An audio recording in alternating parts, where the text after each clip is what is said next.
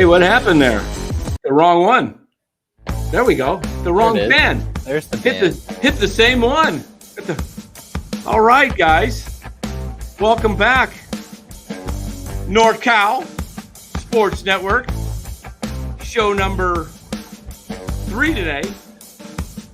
We got the morning game plan. We got the Giants pregame. And we got Giants postgame. Just heard from Ned. He'll be in here in about 15 to 18 minutes. He's finishing up class. So I thought we didn't know exactly what his schedule. He said he'd let us know. So we thought rather than wait another 15, 20 minutes, we told you we'll be right back. So we'll continue from where we left off with the Giants. We were talking about the pitching, and hopefully everybody will come back in. Where are they? Are they still stuck in the other one, you think? I mean, no, they're just taking a little break. Taking a little break. You know what? They'll trickle in here. They'll trickle in. I'm going to go get some water and turn this air conditioner down. I got it set at 75, but it's still hot for me. Wearing a hat. Yikes. All right. I'm going to go get me some water. Chardall in the house. All right. Hopefully we got this link right. There he is. There's Cliff. Yeah, we got it.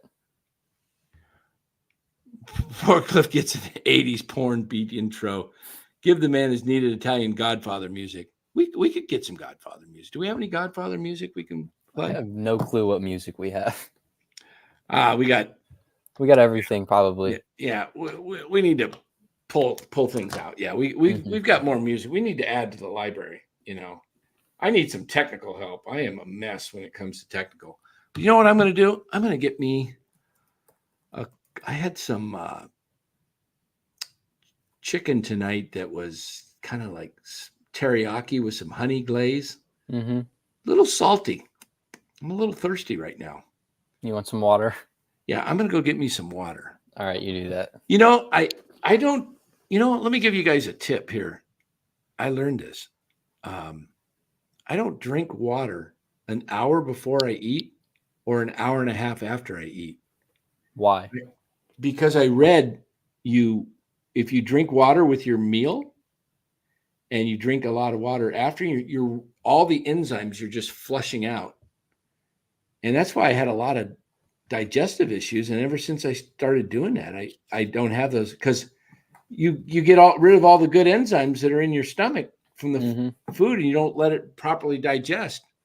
So you learn a lot here on NorCal Sports Network. It's not just, the number one show for Giants coverage. You miss out on some health tips. Yeah. If you drink water before you eat, you tend to eat less. That's true, Mark. I drink a lot of water all day long. I try to drink 120 ounces of water a day. But yeah, stop. I learned this about 9 months ago, maybe. I saw some doctor talking about it. So I stopped drinking water. I drink a lot of water, but at least a half hour, but close to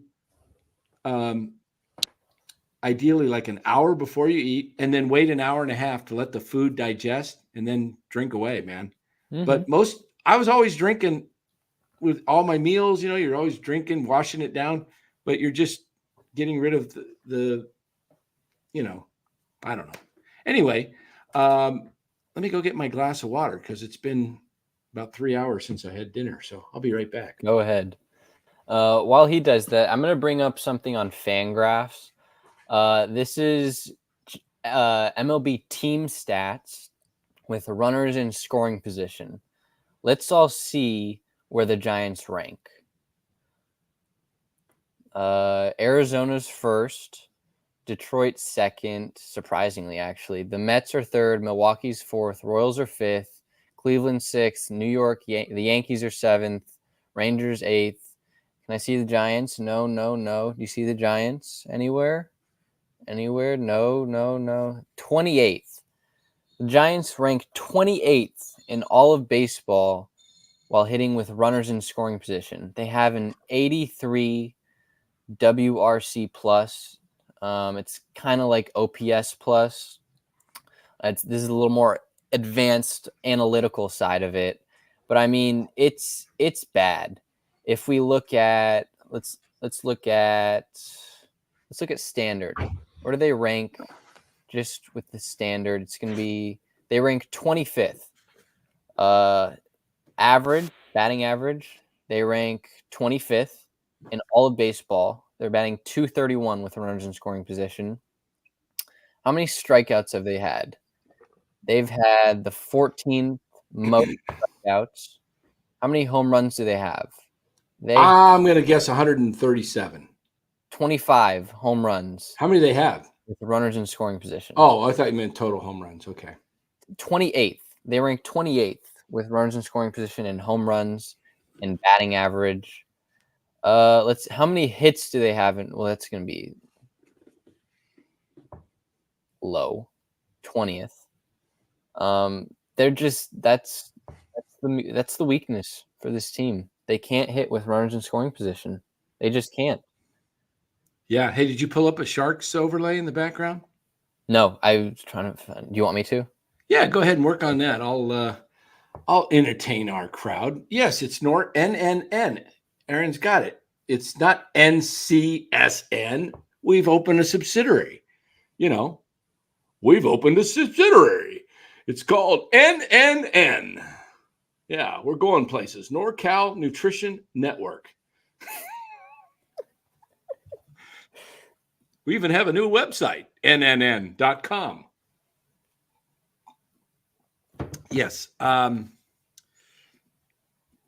right, guys. When we get Ned in here, make sure if you want to get questions answered, make sure they're a good question if we have time for Ned.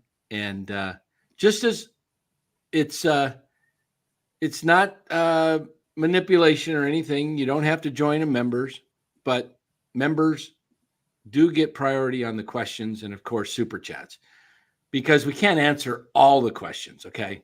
So if you guys have questions when Ned comes on, I'll try to get to the questions, even if you're not a member, but I'm just saying, time being limited, I have to give my members some perks, And of course, if you're a mod, if you're a mod of the show, you're working for free. So you're a member. You don't have to. Yeah. We can cover, right? My questions would be biased. How good is the goalie they just traded for? My question would be, how good is the goal? Oh yeah, they just did trade for a goalie, didn't they? I saw that. Mm-hmm. Who apparently celebrates like crazy. Awesome. So, thoughts on the 53-man roster? Oh, in fact, I meant to call my brother. Doggone it. Maybe I should call my brother. Tonjes made the team. 4-year guy at Cal. Nice. Yeah. Braden Willis and Latu were both. Yeah. You know what? I'm going to give my brother a call real quick. Hold on. Go ahead and. Okay. Let's go to the Niners. Go ahead. Hit the Niner banner. All right. We can switch. I'm going to be on the phone here for a sec. Okay. Sounds good. Niners announced their 53-man roster today. I'm going to try to pull it up. Elijah Mitchell placed on season-ending IR, so that means Jordan Mason's going to be. He's pretty much hand in stone the running back too, which is great because Elijah Mitchell was he was a good backup, but he was just too inconsistent with the injuries. And Jordan Mason learning how to catch balls and hopefully his blocking lanes and assignments will help ease the load off Christian McCaffrey, who is injured right now with a calf strain. Let's see, who else did they release? Okay, the 49ers released Ben Bart, Robbie Chosen, T.Y. McGill, Chris Hubbard. Chris Hubbard was an interesting one just because Trent Williams isn't signed yet. and Chris Hubbard is a tackle who they kind of could use so I think that means that Trent Williams is going to be signed pretty soon. I wouldn't get too down on that, but this Ayuk thing is really interesting because there are a bunch of reports of how much money the Niners have offered Ayuk. Some said 30, some have said 32, some have said 26, 28. I think Ayuk's agent is really kind of killing him because you can go after the money, but at the end of the day, it's where are you going to be happy? I mean, the Bay Area is a great place to live. His kid's probably in school or getting to be in school. I think he bought a house in the Bay Area too. He's from Northern California.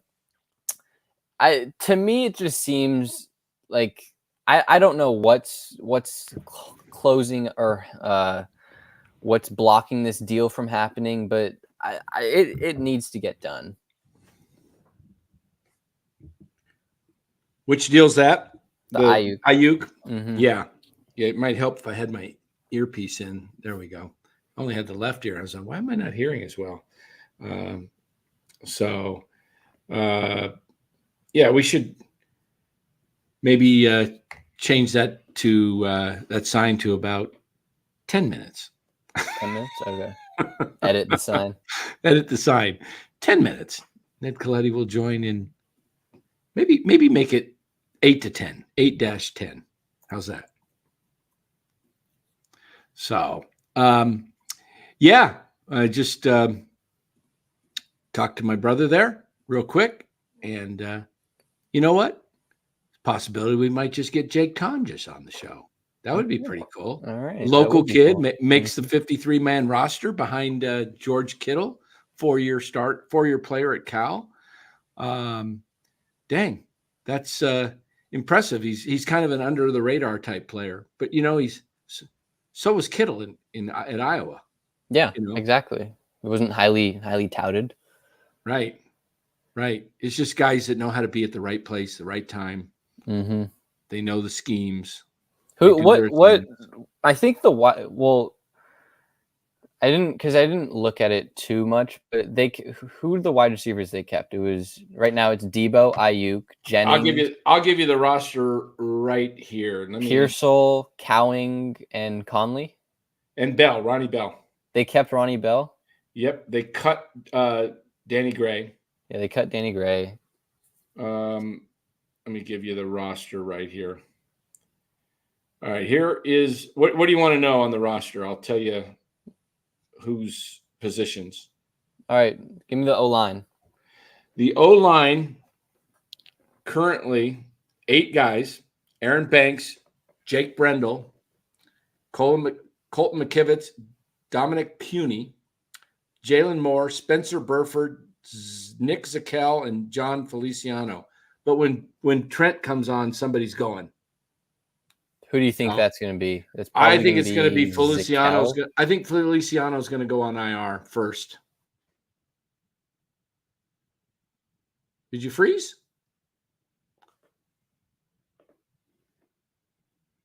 He froze. He'll be back.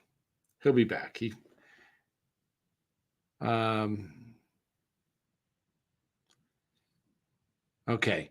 Yeah, I think Feliciano goes on the IR, misses at least 4 games, and then they bring back Trent comes on. And then if Feliciano gets healthy, you never know, depending on health. But I would think Nick Zakel would be the most likely. Let me tell Boredom. Hold on here. 1 sec. Hold on.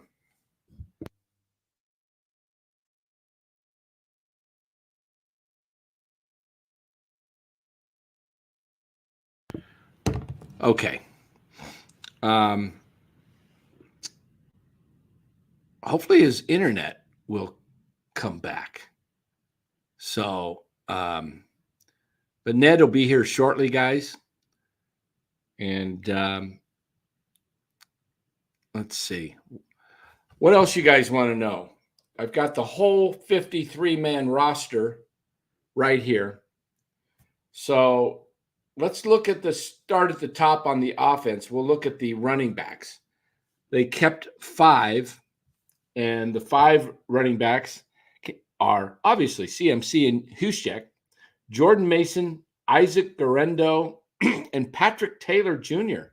It looks like Elijah Mitchell was put on the IR and with a designation not to come back. So that's interesting. It looks like Cody Schrader, the undrafted rookie from Missouri, he'll probably has a pretty good chance to end up on the practice squad. And then wide receivers have 7 currently. Debo, Ayuk, Jawan Jennings, Ricky Pearsall, their number 1 pick, Jacob Cowing, Chris Conley, and Ronnie Bell. I like that group a lot. Man, if Ayuk comes back, it's a very, very solid group. So, and Trent Taylor, if he clears waivers, he will be able to probably go on the practice squad. The tight ends, George Kittle and Jake Tonjes, as we just mentioned.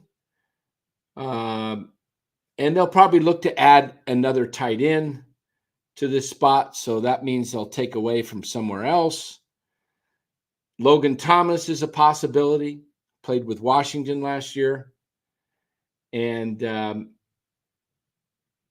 maybe Mason Pline, makes the practice squad. I mentioned the offensive line. I wonder where Bora is. Oh, here comes Boris. Speak of the guy. Let's see. Is he having trouble? I don't know what's happening with Bora's internet. Interesting. Defensive line, they have 9. Nick Bosa, Javon Hargrave, Leonard Floyd, Malik Collins. Good that Floyd's back, so he's not going to go on IR. That means he's not hurt. They don't have to miss 4 games.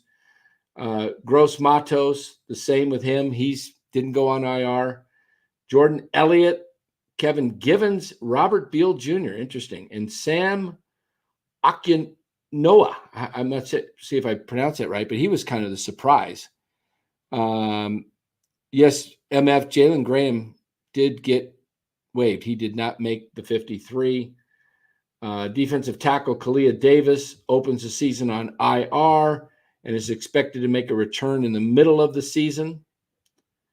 Linebackers.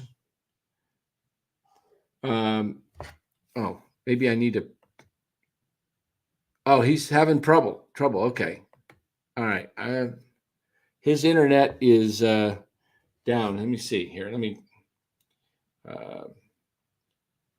maybe modem. Okay. Tell him to reboot the modem. What else we got here? Where was I going with my roster here? Yikes. Boy, internet, the last 2 nights were both of us having issues. Hold on here. I'm getting. Oh, he's got the college Wi-Fi. Yeah. Okay. Hold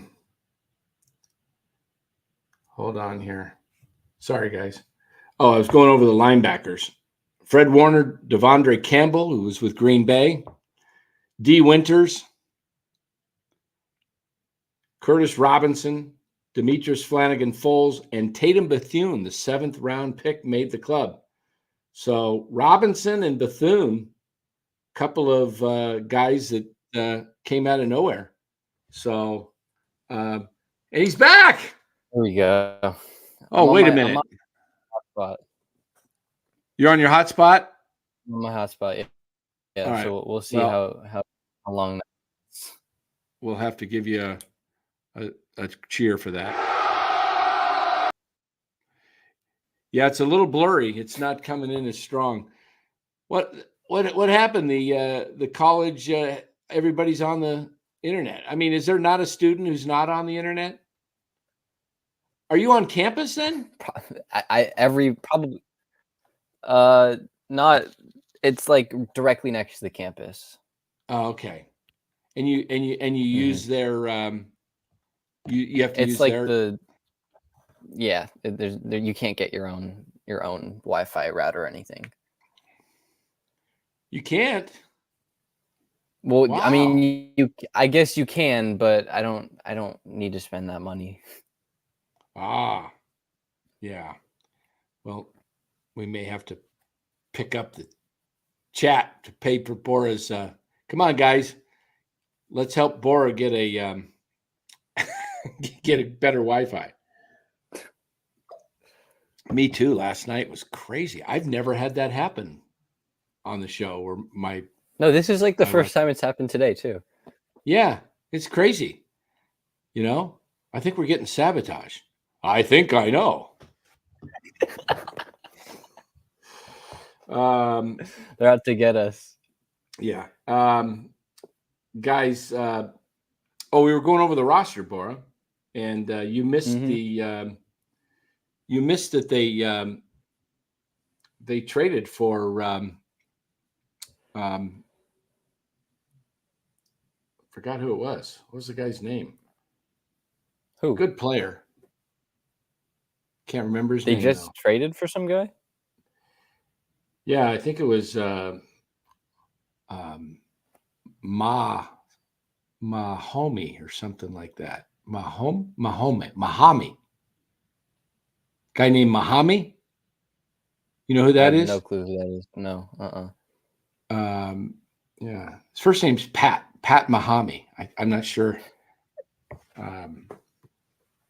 What I don't know if he's any good or not, but Pat Mahami. Yeah. Aaron says we both need to take a loan out from Los to up your Wi-Fi game. But we don't want Los's Wi-Fi. Los is just the worst. Yeah, we don't. Oh, man. You're freezing, Bora. Oh, that sucks. This is why. Shoot. You need maybe you could try again because you're frozen again with their maybe try again. But that's a good smile. That's a good picture to go out on.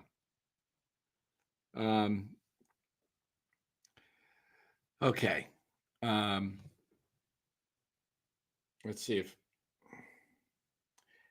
All right, Ned should be here anytime. Sorry, he's delayed, but we'll have him here shortly. He said 20 minutes or so at 9:30, so it's 9:56. It's been 25 minutes, so hopefully Ned will be joining us. So anyway, guys, yes, Mark Gray said Ned is worth the wait. Absolutely. Absolutely. Bora, don't feed edibles to your modem. It slows it down. Yes. Poor Bora, man. That sucks. He had great Wi-Fi all day and night. The first show was great.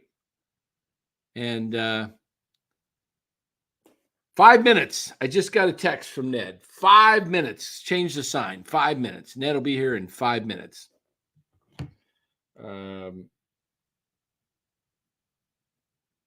Okay. So we'll have that sign changed for you so you can read it up.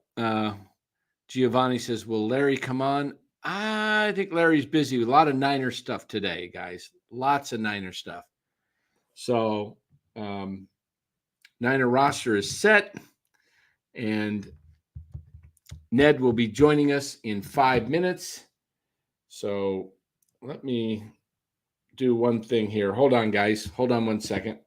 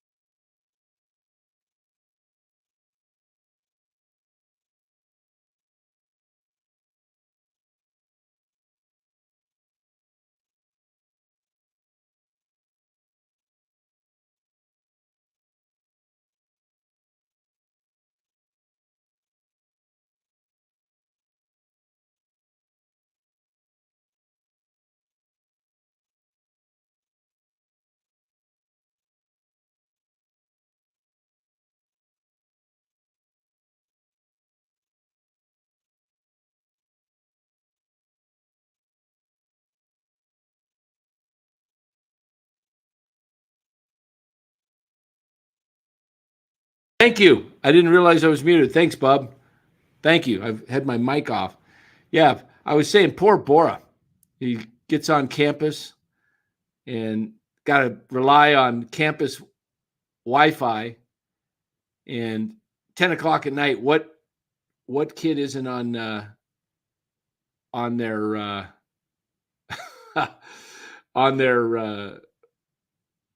Wi-Fi right now?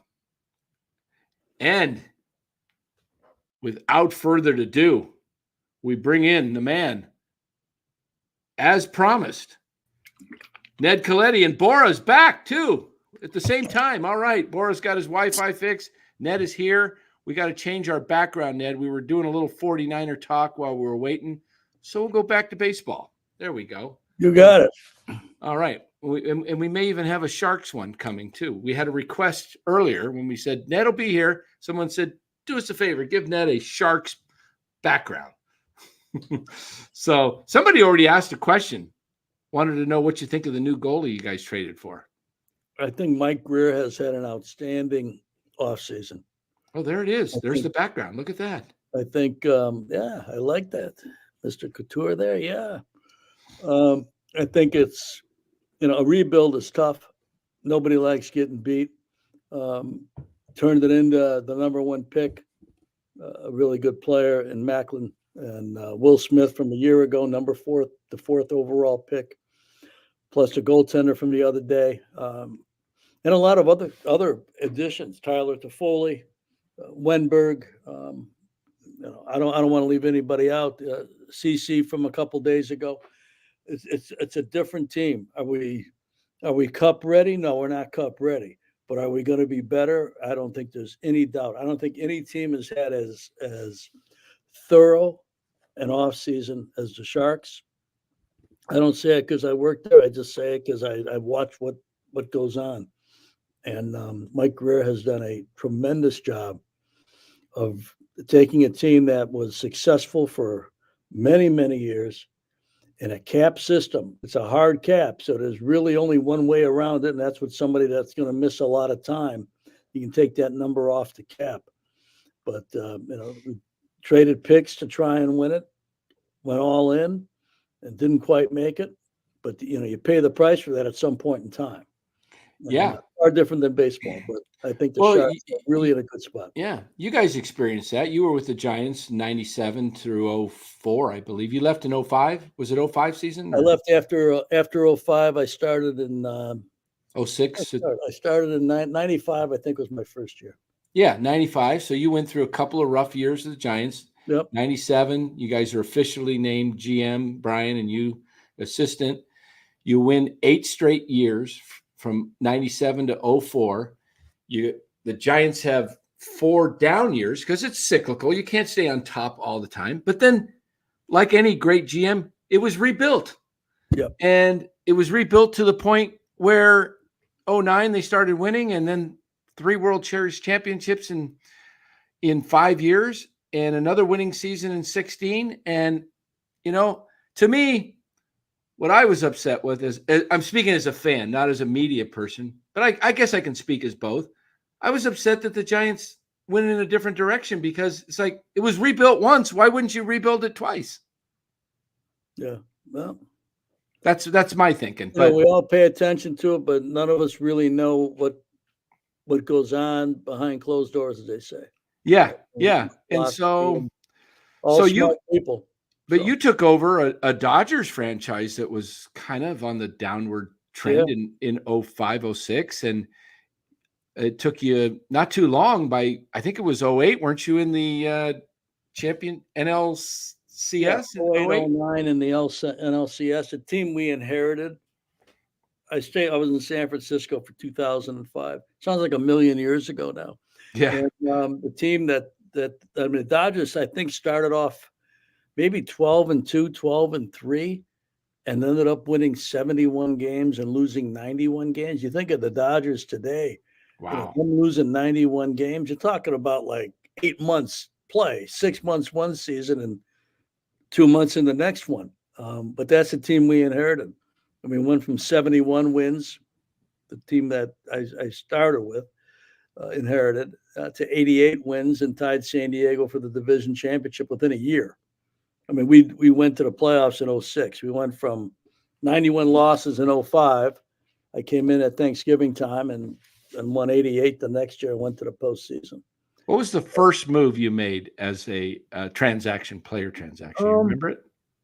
Well, there was a flurry of moves. I signed Rafael Furcal as a free agent, Nomar Garciaparra, the great Billy Miller from Giant days, Kenny Lofton from my Giant days, and also traded for Andre Ethier, who was a double-A player for Oakland at the time.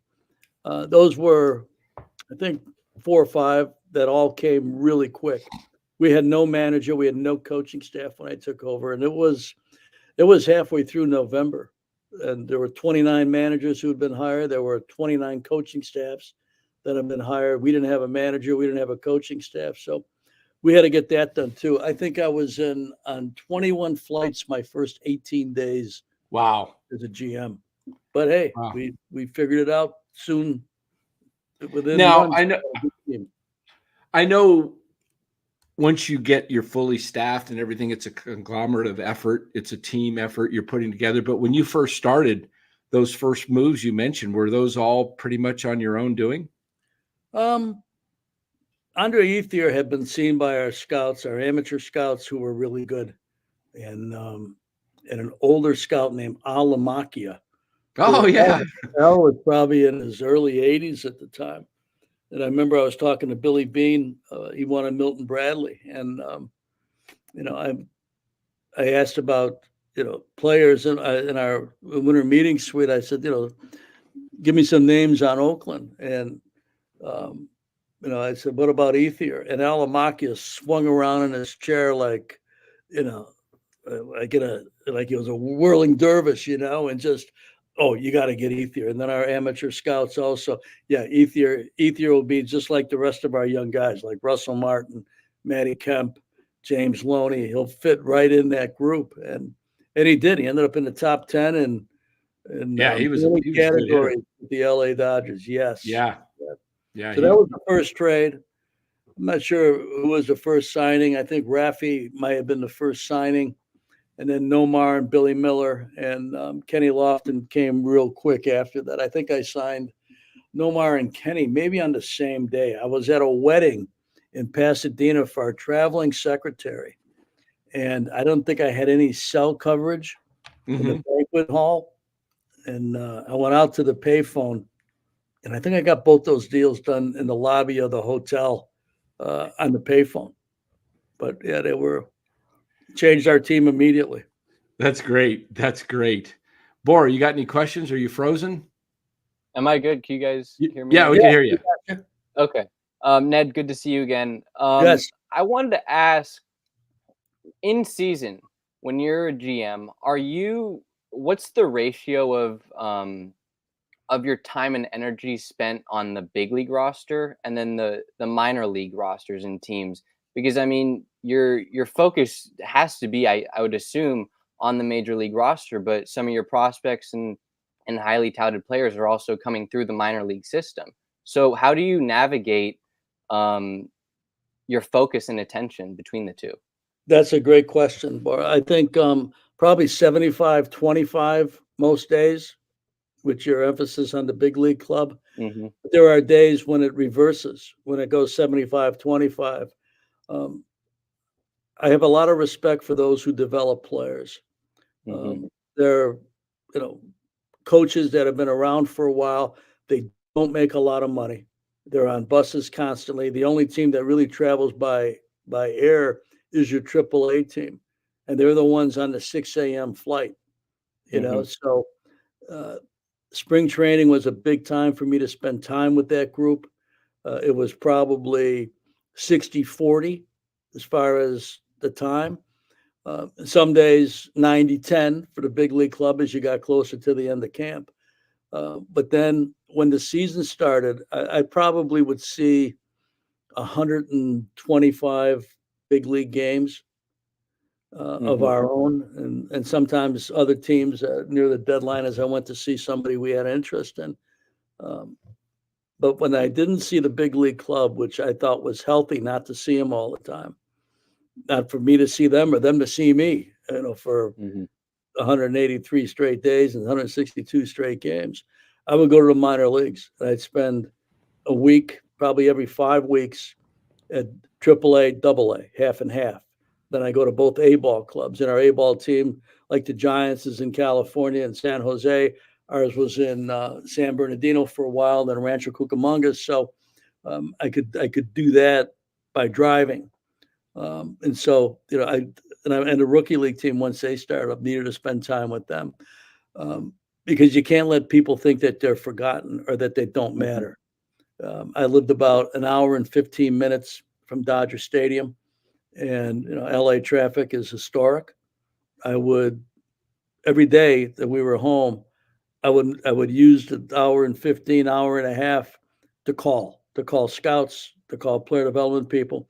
The scouts never went longer than probably a week or 10 days without hearing from me. And you've got, 15, 20 major league scouts, pro scouts.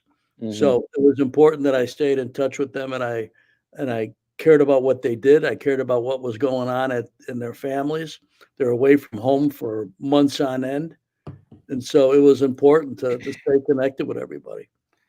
Ned, we had an old friend of yours on last night, Sean Estes. Yes. In the days of the Giants, 97. Yep. 19-5, Yep. All-Star. And I asked him, I said, hey, do you have any aspirations of getting into coaching or in the front office?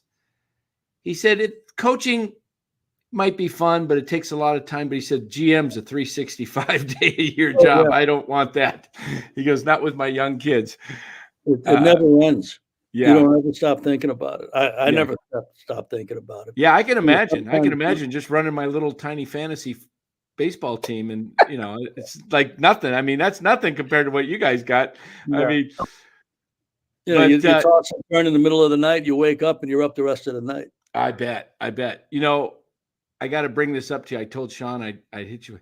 He told us, I asked him, what's it like to get traded?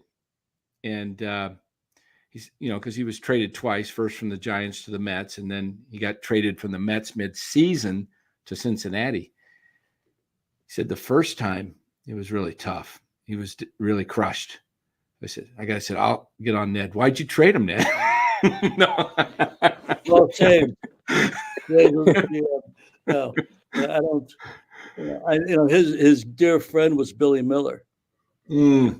We had made a deal with the Cubs for Billy Miller on a Friday, and word got back to me that I think Sean and Billy Miller were going to the big game, the Cal Stanford game. Oh, okay. The next day, and I looked at Saves. I says, Billy Miller can't be going to the Cal Stanford game as a Cub. So we held the deal off until Sunday. We had the deal made, but we refused to tell Billy and refused to announce it, and swore the Cubs to secrecy until we got to Sunday, so Billy could go to the big Bay Area college football game. The big game. Yeah, and then I hired Billy as soon as I got to LA. I took him as a player, and then his knee blew out, and then made him a special assistant and helped. I love those big games. I went to several. My brother played in 4 of them, so it was pretty fun. Yeah, he broke up. Cal.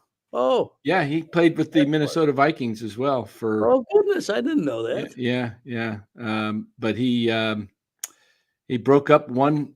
It was 1 year. It was 21-14, and Cal was leading, and Stanford had the ball on the 2-yard line with like 5 seconds left, and Turk Schonert was the quarterback for Stanford, and he had the guy right over the goal line, and my brother reached over and hit it, swatted it away, and place went crazy. Cal fans were all. That's so cool. Yeah, it was pretty fun, but yeah, he did pretty good. He played in the Hula Bowl, he played in the East West Shrine. Oh wow. Yeah, so he did pretty well. But one of the things we had Sean on last night was pretty hilarious.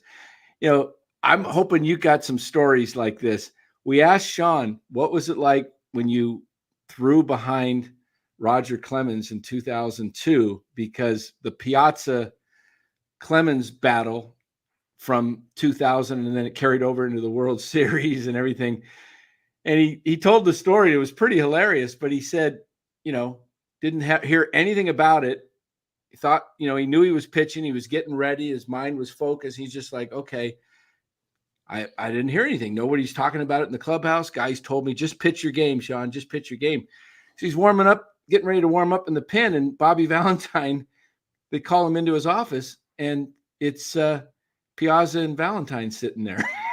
And he says, we're going to give you the sign, look for the sign. And he said, so he got a little uptight, got a little nervous because it's like, okay, gets the sign and he throws it behind. He says, I'm going for his hip. I'm not going to aim for anybody's head. And Clemens said he knew it was coming. It was like, just get it over with.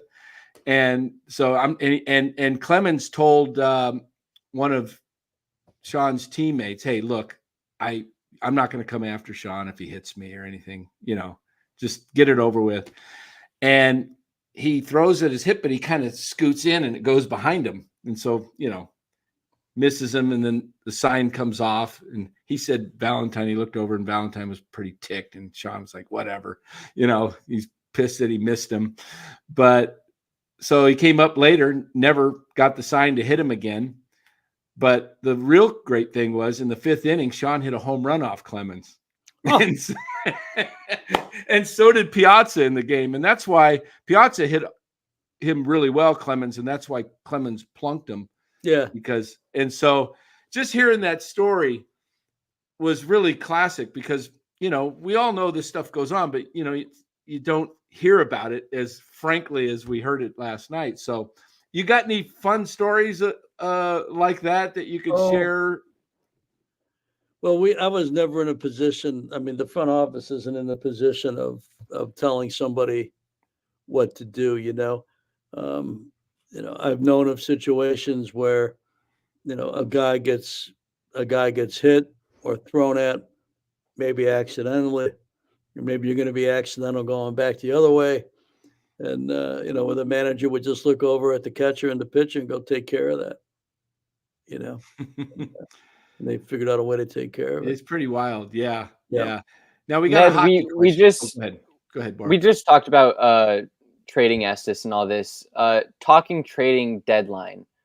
When you go into spring training and go into a season, you probably have an idea of how good your team is and where you expect to rank in the standings. Are you thinking, or do you have any players in mind before the season starts or at the beginning of the season that you're thinking of, I might want to trade for this guy, or I like thinking about the trade deadline in advance? No doubt. You're always thinking about it. And sometimes trades take a year to actually happen. Sometimes you could spend a year or two doing it and it still doesn't happen. And some trades happen real quick. But you're always your mind is always on how do you make your team better, even if it's the 26th player on the roster, even if it's your last bullpen arm, whoever it is. It's not just to have better players, it's really to have competition as well. A team that doesn't have competition for playing time, for at-bats, for innings, in hockey for ice time, power play time, things like that, it's hard to win. But for whatever reason, without competition, it's hard to win. When players know, and not everybody's a star player, they're all really good to be playing at the big league level. They're all among the best in the world. But, some are borderline. And, you've got to keep them riveted and focused in on the task at hand. And it's tough to do that without competition. If players know that they're playing no matter what because there's nobody else, they better be all-star players. They better be really great players because only the great ones can play without the competition. And so that's a key thing. So you're always thinking about that, Bora. We got another Sharks question here from you from Cliff Martinez, one of our members. He says, Ned, in your opinion, did David Quinn receive a fair opportunity in his role? Also, what should the fan base anticipate from first-year head coach Ryan Warsofsky? Well, Ryan is he's a young coach, but he's been very successful at what he does. I've gotten to know him the last couple of years. Um, he's going to be great. He's going to have somewhat of a learning curve at the NHL level, but you look at his career and you'll see that success and him walk hand in hand, and it's he's going to be outstanding. He's going to, by the time this season ends, he will have learned. He's already really good, but he's going to learn so much in his first NHL season as a decision maker. So I think he kind of fits our club. We've got the veterans. One of the other messages there, listed a lot of free agent signings and acquisitions. They're veterans, obviously, but really the core of our group are 18, 19 years old, 17 years old, 20 years old. So you have somebody at Ryan's development stage, really kind of hand in hand with the young players. And, I like David Quinn a lot. I spent a lot of time with him and the staff. That's part of my responsibility, and learned a lot from him. And we went through a couple of tough seasons. He's doing well. He's in Pittsburgh. He's part of Sullivan's staff there. A good man, a great hockey guy, and somebody that I really enjoyed the time with. As we all know, it's all part of the business. Things change for whatever reason.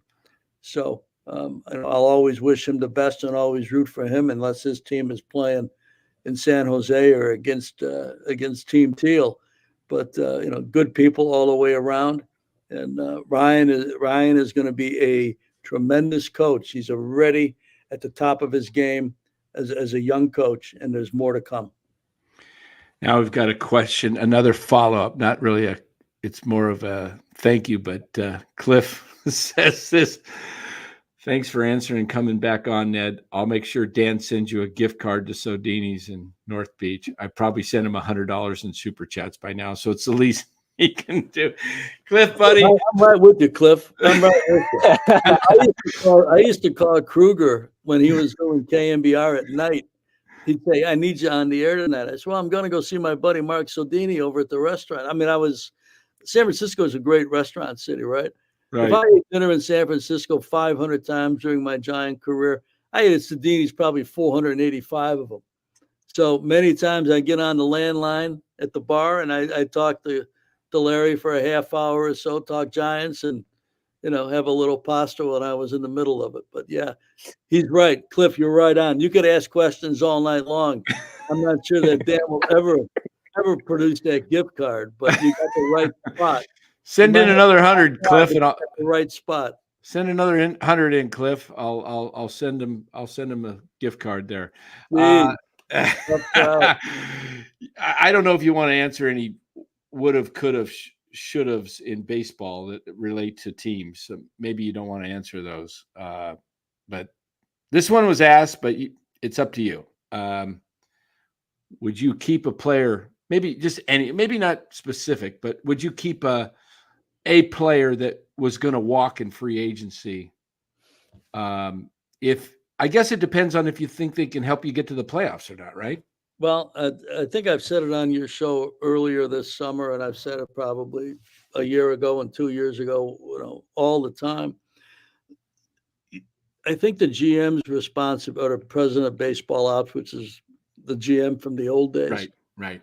I think you always have to be honest with where your club is at and what the chances are that the team can make it to the playoffs. And every organization has got its own map and its own plan and its own need to either let us just get there. We may get boxed in the first week, but let us get there. We need to get there. Some teams haven't been over 500 for 15, 20 years. We need to get there for our fan base and for our confidence. Other teams aren't going to mortgage the future, so to speak, or mortgage the present just to get there, to get eliminated in a week. So I think you have to be honest with yourself on where your team is at. And obviously the Giants thought they had a chance to get their rotation back as they waited a lot of the season to get the full rotation back, thinking that was going to be able to carry them forward. And so, as you look at it, you got to make that call in real time. And it's easy to look back on something and say, well, they should have did this or they should have done that. But it's really, GMs don't have that. Well, if I only did this, if I only did that, we don't have that opportunity. It's in real time. Where is your team at? Where are your ticket sales at? Where is the fans' perspective on where you're at? Not that you do things that fans want you to do. As the great Tom Lasorda would say, if you start thinking like the fans and doing what the fans want, you're going to be sitting with them. Be sitting with them. And that's right. So, but you got to understand where your team is at, and if you think you have to trade, some of your better players at the deadline because they're going to walk, well, then you do that. But if you think your team has got a chance, but you have to hang on, because I tell you what, if they trade Conforto and they trade Snell on July, the last days of July, you're telling the rest of the team you don't believe in them. You're telling the rest of the team, you know what? We're looking at another year. We're coming back in 2025. That's tough to do with 2 months to play. Right. So, yeah, I was a little disappointed personally. I felt that they should sell and go young because, I didn't see a realistic shot at the playoffs. And as you said, if they did make it, they're probably going to get bounced. The only hope they had was if Robbie Ray did pitch well and Snell and Webb, if they got into a short series, they could do damage. Yeah. I mean, that's a good. And I understand that 1-2-3 combo. There's another factor too, Danny. There's another thing that goes along with this, and it gets lost all the time. But all right, you're going to trade Conforto and you're going to trade Blake Snell.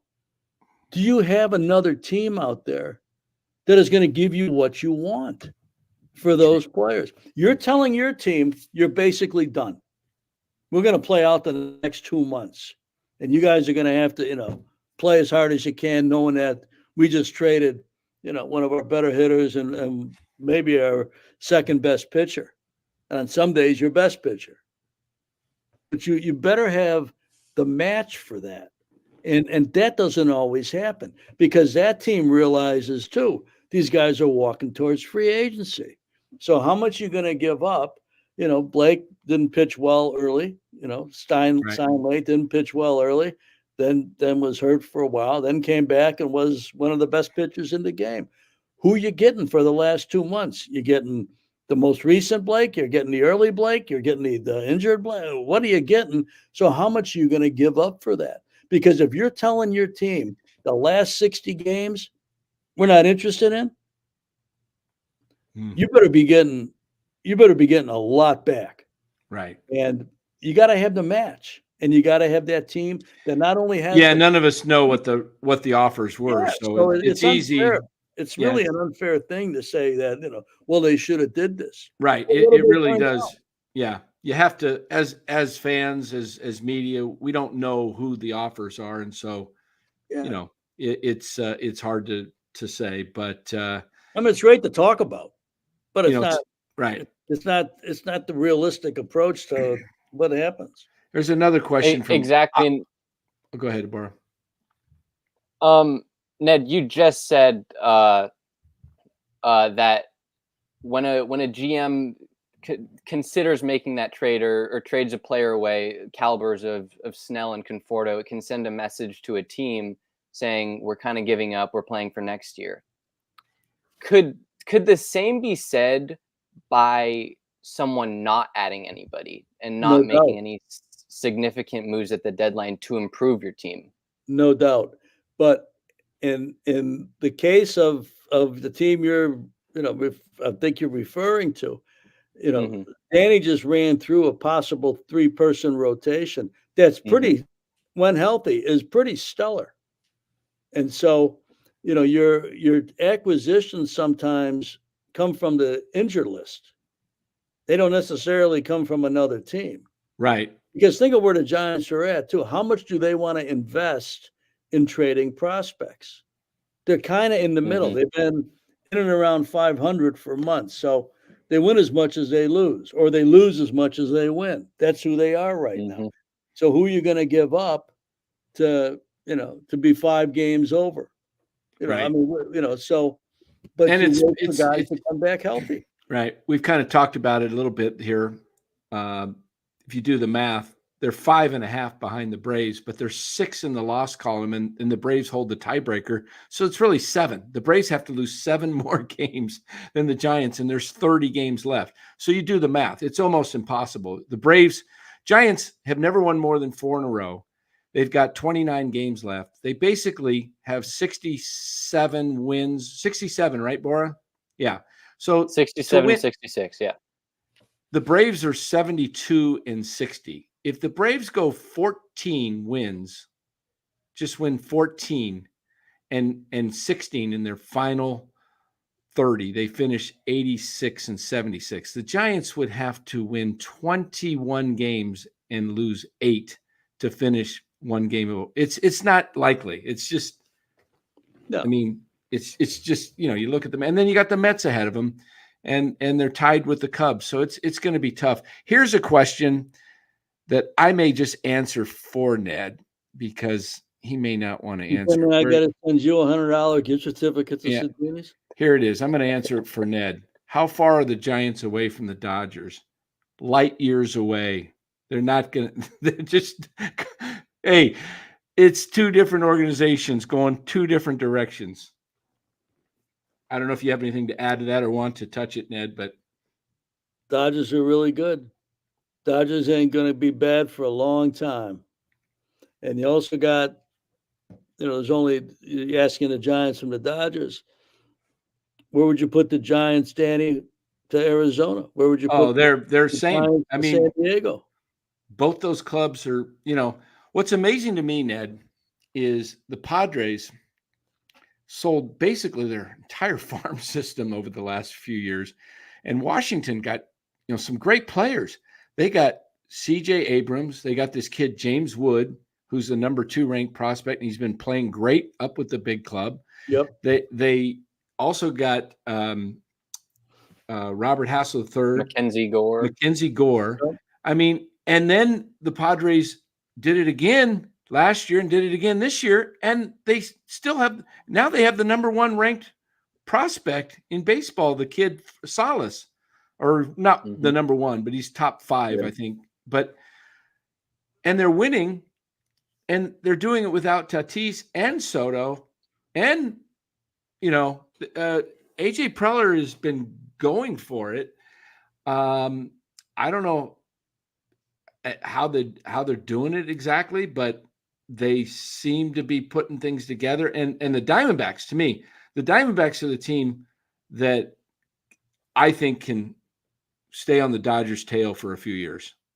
That they're an up and coming team, and they've been built the right way. Mike Hazen has done a fantastic job. Yep. And, I have all the respect in the world for Mike Hazen, what he personally went through, losing his wife, raising young kids by himself, stepping away from the game for a while, and then coming back and then making the World Series. And then they're a threat again this year. Yes. I have nothing but respect for that organization. So here's 2 things you got to think about. I shouldn't say you got to think about. You don't have to think about anything. The 2 of the barometers, or at least 2, that Sabes and I would always talk about. First of all, you got to be over 500, and you got to be 5 over, 10 over, 15 over, 20 over, and inside your division, you've got to beat everybody more than they beat you. So that's where you start. You start with getting over 500, not by a game, but by 5, by 10, by building that up, and by beating the teams in your division far more than they beat you. I don't know what San Francisco's record in the NL West is. It's not good. They beat up on Colorado. They get whooped by LA.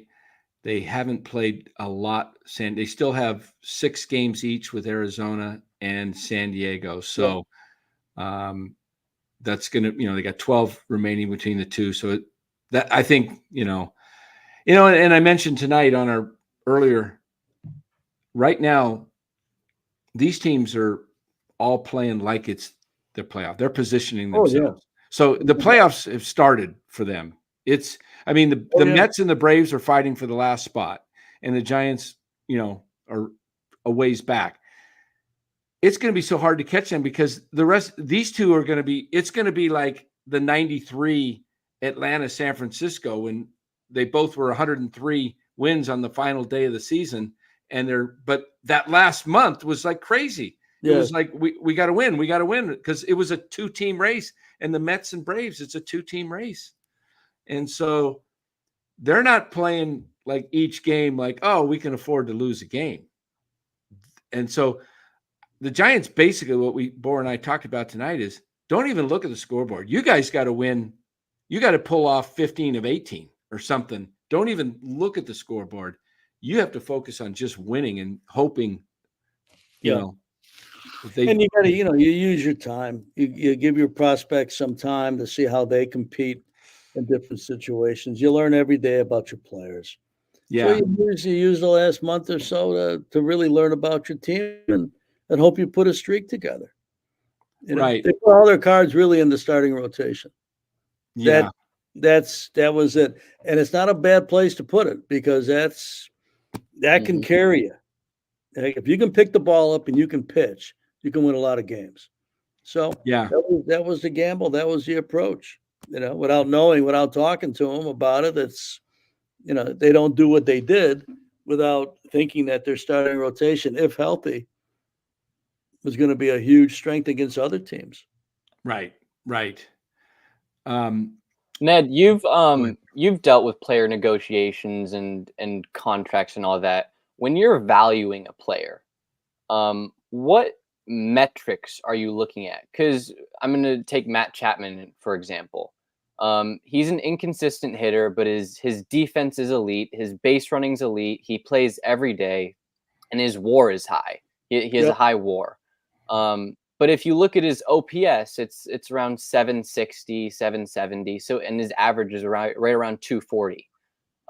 When you're looking to extend a player or sign a player or trade for a player, what metrics and what stats are you looking at to be able to evaluate that player? Well, you can look at stats all day long. I mean, if you watch the player play, you know how good the player is.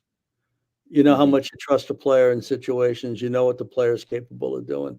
Whether it's Chapman or somebody else. I mean, you've seen at this stage, if they've only been with you since the beginning of the year, you've seen them for 130 games or most of them. And, if you've been paying attention, you've seen them before they got here. So, the player and the stats can give you some indicator, but it's also seeing how people perform in big situations. How do they do that? How do they perform when you're trying to win a title, when you're trying to win a division?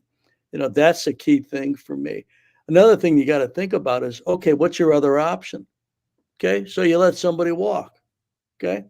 Who's playing there next year? Do you have somebody? Do you have somebody that's going to be within a year of the equal or surpass the player?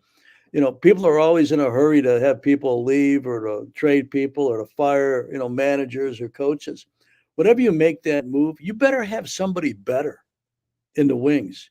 You can't just replace somebody who you don't like because you're not a complete player with somebody who's not even that player. I mean, that's a good way to get fired yourself. So, you got to look at the options too of what you have. I think Chapman would be a really good player if he was not counted on for his offense. If he had some surrounding defenders ahead of him and behind him, and so whatever he hit, but the defense was elite. The defense is going to save your runs. The defense is going to get your pitching staff out of innings, and as you say, runs the bases really well. That's great, but he can't be your second or third best hitter with the numbers that you quoted. If he's your sixth best hitter, or even better, your seventh best hitter, now you really got a value there. You got huge value there. So it depends on the composition of your club too. If you take a player and your expectation, it's like getting to the deadline and being honest with yourself on where your team is at. It's the same thing. you can't expect a player to do more than they're capable of doing. Mhm. It's impossible. Are they going to do it? Yeah, once in a while they're going to do that, but they are who they are to a large degree. So evaluate them appropriately, understand their strengths and weaknesses, understand what they contribute to your club, understand the rest of the makeup of your club, the rest of your lineup. What do My they do? thing with Matt Chapman has been, I think he's an excellent ball player. I think the problem with the Giants having Matt Chapman is they don't have any stars around him. If he's on the Dodgers, my goodness, he's probably, I mean, with Muncy out, he could have been the difference at third base. You'd find a spot somewhere else for Muncy. You probably could have made him at second base and moved Betts, Yeah. back to the Oh, outfield. there you go. That's a perfect example. If you're not looking at him to provide offense, Right. you're looking at him to really pick it up at third base, play a lot, play almost every day, run the bases well, all those things. It's a perfect situation. You have a huge, valuable player. If he's hitting in the middle of He'd your be line. perfect. Yankees, Phillies, Yeah, Baltimore, Dodgers. One he's of got those great teams. value. Oh, he It does. depends on, He does. He it's just doesn't have. sport. I've been kind of hard on him, and I don't mean to personally because I like him. I just don't like him on the Giants club because I didn't think he would make the difference of making them a playoff team. I thought they should have went younger and spent money on more pitching and let their draft picks that they're so high on play and see what you got. Now you're talking about re-signing him. We don't even know if Casey Schmidt can play. They said Casey Schmidt was the next Matt Chapman defensively, but we don't know if his offense can make it because the Giants haven't given him a fair shot. And my thing is let him play. And if he's, they should be playing him somewhere else at second base. Let his bat get the at bats and no, then you can make a judgment after he has 350 at bats. You say, maybe he's not the guy we think he is, or yeah, he's a guy we're going to need. We can put him at third, and we can maybe, instead of spending that money on Chapman, we can spend it elsewhere. Maybe we can pay it to Juan Soto, for example. I mean, I think I'm fine with Chapman being on this team, but go get Juan Soto and go make a trade for Guerrero. Now you're talking about a solid baseball team, but that's me. I don't think they're going to do it. And personally, I don't think Soto probably would come anyway. So it's not up to just the Giants. Soto's got the final decision. So you can't say they should have done this when the player says, I didn't want to go there. It's like, but we've got something here, Ned. I think we got it ready, queued up. My producer in the background. We got a little clip from last night from Sean Estes. I want you to see this clip as Ryan gets it. Even if I come back and watch a 49er game, it's not going to be, you just feel that bond with other sports teams in your city, and it just wasn't going to have that anymore. One and two, just it was hard. It was a really, really tough time for me. So that was something that I didn't want, right? So I just kind of, there's nothing you can do about it at that point. It's just, so you got to move on. And I got ready to go play in New York, and it was a pretty good team on paper that year, although everybody pretty much underperformed to a man, and we had a terrible season. And so when I got traded during that season, we were in the midst of a 13-game losing streak in New York. And if you've ever been in New York during a losing streak, how about a 3-game, even a 3-game losing streak's no fun to come to the ballpark. Can you imagine 13? I mean, the teams getting booed when they were getting announced. Yeah. There you go. Yeah. So he got traded to the Reds, and it was actually a good thing. But we were curious. I mean, you got to deal with this. What's it like for you, Ned, when you got to tell a player he's been traded, and the family, the wife, the kids? I mean, that's got to be really hard. Well, it is, and it's hard releasing players, and it's hard having players, that their careers are over after having stellar careers. It's all hard. I think you have to try and establish a relationship before you get to the tough decisions, so that the player kind of knows it's coming. He kind of knows where your heart is at. He kind of knows where your thought process is. So it's never easy. It's always, I guess, a surprise to some extent, but it can also be set up in such a way that they've given it some thought before it actually occurs. So, but yeah, none of that stuff is easy, but losing is worse. Does that fall on the GM or president of baseball ops to tell a player that he's Oh been yeah. traded or cut, or is it the manager? No, I always, Okay. I always told players, even if I wasn't with the big league club, I mean, there was a trade at the deadline. I was actually, the team was in, it was a Giants trade. It was Ellis Burks and the late Darrell Hamilton. Mm, And I think I was with the club, but I wasn't at the ballpark because we were trying to get deals done.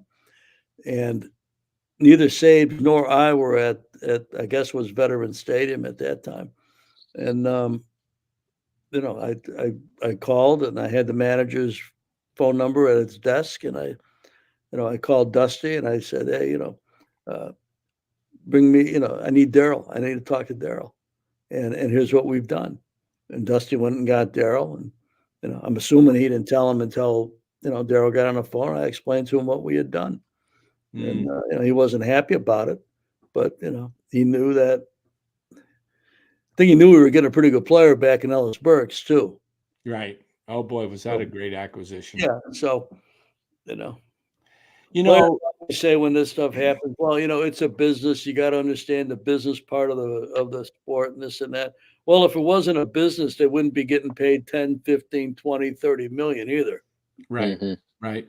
Now, I just use the word GM because to me it's synonymous with Pobo. Okay, but as a GM, you have this pressure, as you mentioned. It's 365. You wake up, as you said, in the middle of the night, and you can't go back to sleep because you're thinking of this. I want to take you to a situation. I'm sure you had similar situations, maybe different different, but the Dodgers this year, they have Freddie Freeman, and he has guys, everybody knows these are ball players, but they're human beings, and they have, that's their first priority. If you ask any player, is a family. Absolutely. And Freddie, I mean, I'm getting emotional thinking about it because, just to go through that, if you had kids, what we're talking about. But, to be having your little boy in a possible life-threatening situation, and he has to leave the club and, comes back. But as a GM, what is your thought process? Just, hey, Freddie, just take us whatever you need. If it's the whole season, just do what you got to do. Or how do you handle that? Well, that's what you do, Mm-hmm. and you also bring together the best medical people you can find to help. I mean, we can never take the human element out of this. We talk about trading players like they're baseball cards. I mean, they're not baseball cards; they're human beings. Right. And when you have the situation that the Freeman family has had and still has to some extent, although he's getting better and he's getting stronger, which is a great sign. You can't. There's not even a thought process to that. You just do what is humanly right, and you try to help. You don't just say, okay, we'll see you whenever you get back. No, you try and also, the players have access to some of the best medical care in the world, but you continue to search for that and do the best you can to help. It's not even a thought. It's not even Yeah. part of your decision making. It's unanimous. Yeah. Yeah. And I know, I have some people that are Braves fans, and they know Freddie is Brave. He's a guy that hates to miss time. Just Mhm. absolutely. Guys that go on the IL when he was in Atlanta, he'd give him a hard time if he said, "What are you going on the IL for? If you're not going to re-injure yourself, you need to be playing." This guy plays. I think he played 161 or 162 even last year. The guy does not miss, and he came back relatively quick for the situation. My hat's off and deepest respect for a man like that. I mean, Oh yeah. As I've gotten older, Ned, I tend to, people get on me in this chat because they think I'm a, Dodger sympathizer now because I just admire the team. I respect what they're doing. I mean, heck, I'm a Giants fan, but you want me to pull for the Giants? Give me something to root for, please. And so I watch the Dodgers, and it's like they're exciting to watch. I mean, I like watching exciting baseball, and so I see what they're doing, and it's hard not to have respect for an organization. So what I'm saying is, as I've gotten older, I root more for I don't go against the uniform so much. I root for the player. Like, I love Mookie Betts. I think Mookie is a first-class guy. I've watched him interact with the fans. Freddie Freeman, Clayton Kershaw, Walker Buehler. I mean, the list goes on. If you get to know the players, you stop hating on, maybe you dislike the team. I get it. It's a team, and you hate the Dodgers, but you can't hate the people. I don't get it when people just dislike somebody as a, maybe you dislike him as a player. Yeah, he's on the other team, but I don't go for You it gotta when people respect them. Yeah, you can respect him, and you certainly don't want to see him get injured. I mean, that's bogus. Wishing a guy gets hurt just because he's a Dodger Dan. See, here they come. Here they come, Ned. All right, Ned's going to be proud of me. I'm going to show him something. I'm going to show Ned my fantasy team real quick here. He's going to love my name. You're going to love this, Ned. I got criticized for calling Dodger Dan so much. I named my fantasy team. There it is. Dodger Dan Domination with a Dodger hat. How's that, Ned? What place are you in? I'm in first. Oh, well, you picked the right name. Yeah. See, I told you Ned would like that. So I did it Ned, as a joke. Ned, you're a professor at gentlemen. Ned, you're What's a that? professor at Pepperdine, right? Yes. How did you right now, actually? how did you get into that job? And I mean, what do you teach? What is it like? I teach 4 different classes. I teach 2 at a time. I teach a sports and the media class on a Wednesday morning. Tonight, I teach a class on organizational sports culture. Why do some sports organizations, Division I teams, how do they sustain success? Players change, and the team keeps competing and keeps winning. Not always a championship, but they always have a chance. How does that happen? How do some teams never win? How does that happen? So that's the class I teach in the fall on Tuesday nights. On Tuesday nights in the spring, I teach a class called the General Manager. Have a ton of negotiation. We learn how to negotiate trades, learn how to do salary arbitration. We learn how to do free agent signings. Some students are GMs, some students are agents.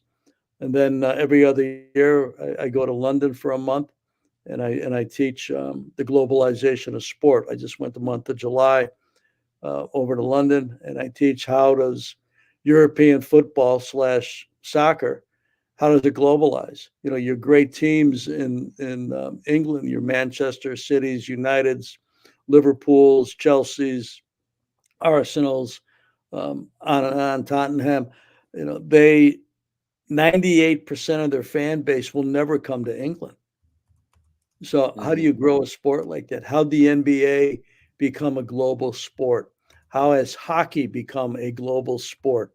I'm an older guy, and I can remember when there were 6 teams in the NHL. Every player was Canadian except for one, Tommy Williams. Tommy Williams was born at the top of Minnesota. almost in Manitoba. Now you look at it, and teams are from all over the globe almost. So how does this happen? So I teach that in the summer, every other summer. Wow, that's I'm at great. Pepperdine right now. I taught tonight, and I stay up here on Tuesday nights because I have a morning class. So I'm I calling. love Pepperdine. I toured Pepperdine when I was a high school student, so I wanted to go there. There you go. Well, Great spot. you mentioned sports agents. You said you're teaching some sports. You have some guys that become sports agents from your class. Well, it's part of it. Yeah. I mean, the agent business is a tough business. It's not, Yeah. it's not Jerry Maguire, it's not, Yeah, we got a young guy. I started representing players and I started making 10 million a year. I mean, it's a long, long haul. Yeah. You know. We have a young guy that's in fact, he's back there doing some stuff in the studio with us. He's in I think he's a paralegal right now, but he's interested in maybe going to college to learn how to be, get his law degree and become a sports agent. That would be a lot of guys started that become, Bob Myers of the Golden State Warriors was a sports agent, became NBA's best GM for a while. Yes. Historically good. Yeah. And a great guy too. Yes. Really, I think that's what makes a difference between some of the best GMs out there is they not only know they know the game, they know how to make trades, but they know how to treat people. They know how to interact with people. They know how to really being a great GM is you got to understand human relationships. You got to know how to, I'm sure. I mean, to me, it seems like a lot of, sales too. I mean, you got to have that ability to, and that's where, and I don't expect you to comment on this. I'll just say this, my thing. I think Farhan's a very smart man. I think he's valuable to an organization as a baseball person. I think he was very valuable to the Oakland A's and what he did in the analytics department. I just think it's not his gift to deal with people as much. And that's part of the job. And I think if the Giants were smart, I think they put him in the background. And I think he could have a much better effect with the Giants helping that way. But, that's me. That's my personal opinion. And your observations from a distance, and all due respect to you, Danny, right. You're not in meetings. You're right. It's from a distance. Yeah, so exactly. Exactly. I was with him in LA for a couple of years. Yeah. Yeah. So, I mean, I have, nothing against him personally. I just want to see the Giants go in a different direction. I was looking at the numbers the other night. They came in 58. They didn't have a losing season until 72.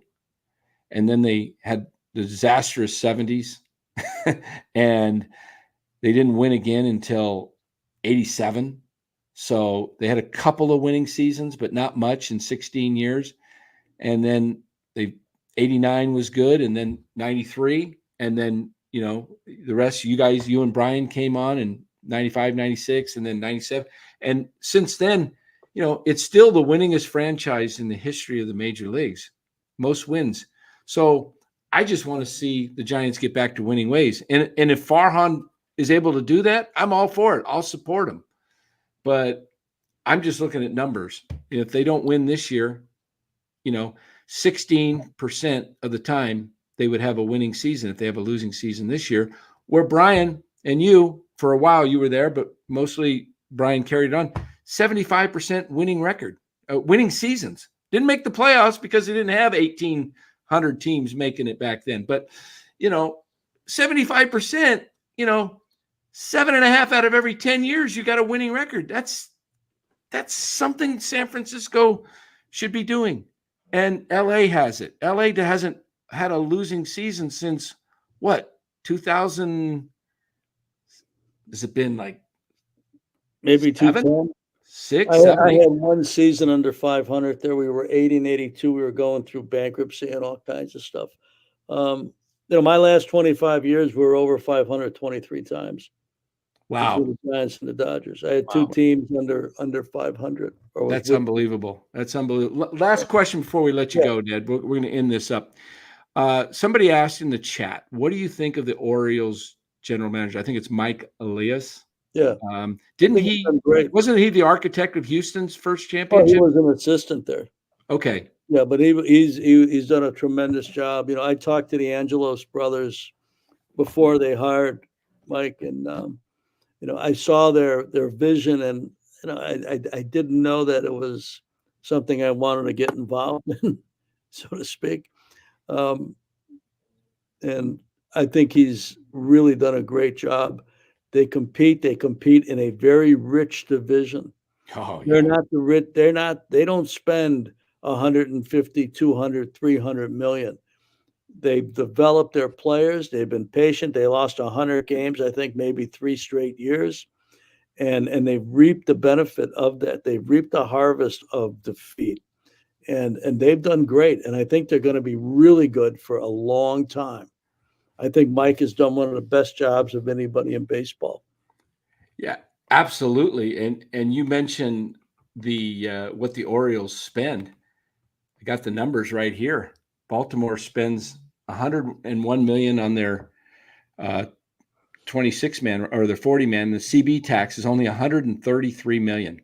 Compare that to the Giants, and they're at $250. What was that? 130? 120 million difference. And look at the difference of the clubs. Wow.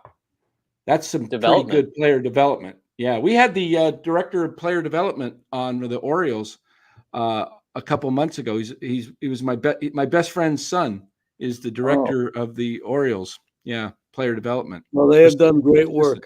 Yeah, they have done great work. Well, Ned, we really appreciate you being here tonight, man. It's always a treat to have you. I'll one of these days I will get you that gift certificate up there to San Francisco. Yeah, don't wait too long, Danny. I mean, come on now. You know, if you paid me $1 a show, I'd already have it. There we go. I need more super chats, guys. I don't make enough to support everybody. I got all these young kids helping, and I gotta help Ned out, man. We get Ned on here more. He does it as a labor of love, but I'd like to help him out because he look, Ned's a busy man. He's running all over the country and working with the Sharks, teaching at Pepperdine, living in 2 different states at times, I think, right, Ned? A couple moving all over. Yeah. So, man, it's always great to have you on, Ned. Everybody requests you and says they love having you on. So we really appreciate that. And guys, we will be back tomorrow night at 8:00 for the post game, and Marty Lurie will join us. Good man, Marty Lurie. Yeah.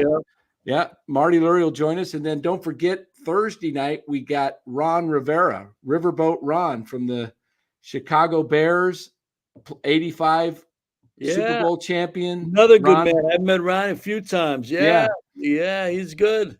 Yeah, Ronnie will be on with us Thursday night, and we'll talk some Cal days. We'll talk his days with the Bears, coaching a Super Bowl with Carolina, and then Washington. Now he's working for the NFL Network. So good for him.